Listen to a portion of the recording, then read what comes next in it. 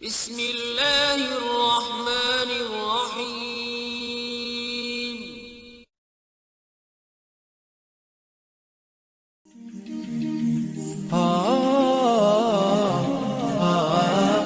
Bismillahirrohmanirrohim. Assalamualaikum warahmatullahi wabarakatuh. Kisah Uzair yang dicabut nyawanya lalu dihidupkan kembali setelah 100 tahun.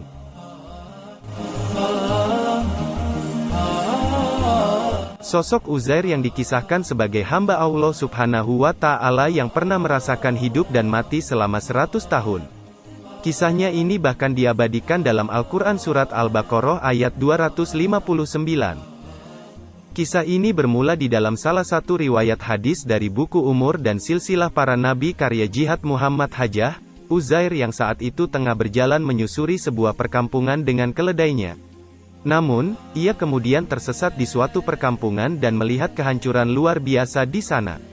Bangkai manusia hingga tulang belulang berserakan di mana-mana dan puing-puing rumah telah hancur menyatu dengan tanah.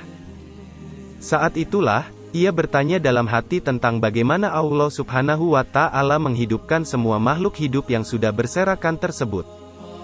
Rasa penasaran Uzair ini pun disebutkan dalam Al-Quran Surah Al-Baqarah ayat 259 yang artinya, atau seperti orang yang melewati suatu negeri yang bangunan-bangunannya telah roboh hingga menutupi reruntuhan atap-atapnya, dia berkata, bagaimana Allah menghidupkan kembali negeri ini setelah hancur?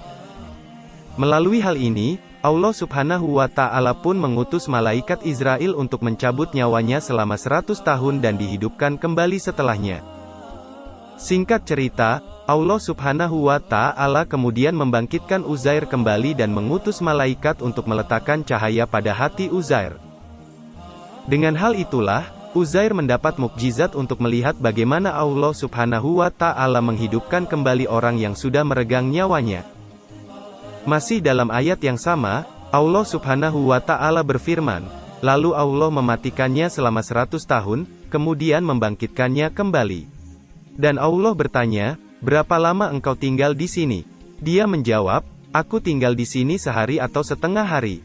Allah berfirman, tidak, engkau telah tinggal 100 tahun. Lihatlah makanan dan minumanmu yang belum berubah, tetapi lihatlah keledaimu yang telah menjadi tulang belulang.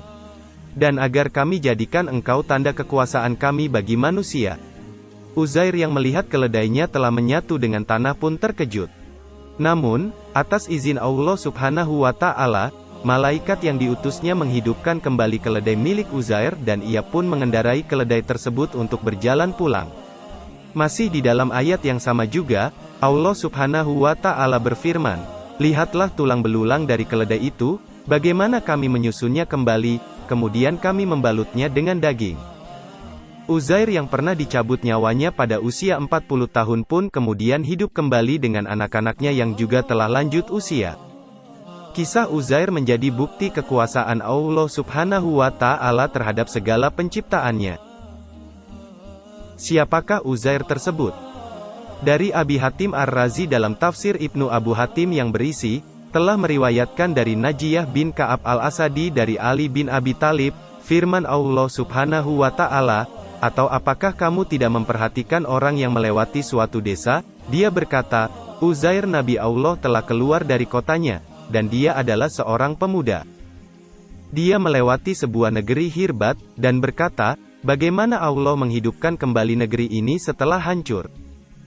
Diriwayatkan dari Hasan dan Sadi ibn Buraidah dan Qatadah bahwa dia adalah Uzair. Tafsir di atas menunjukkan bahwa Uzair termasuk dalam salah satu dari 124.000 nabi yang disebut dalam Musnad Ahmad.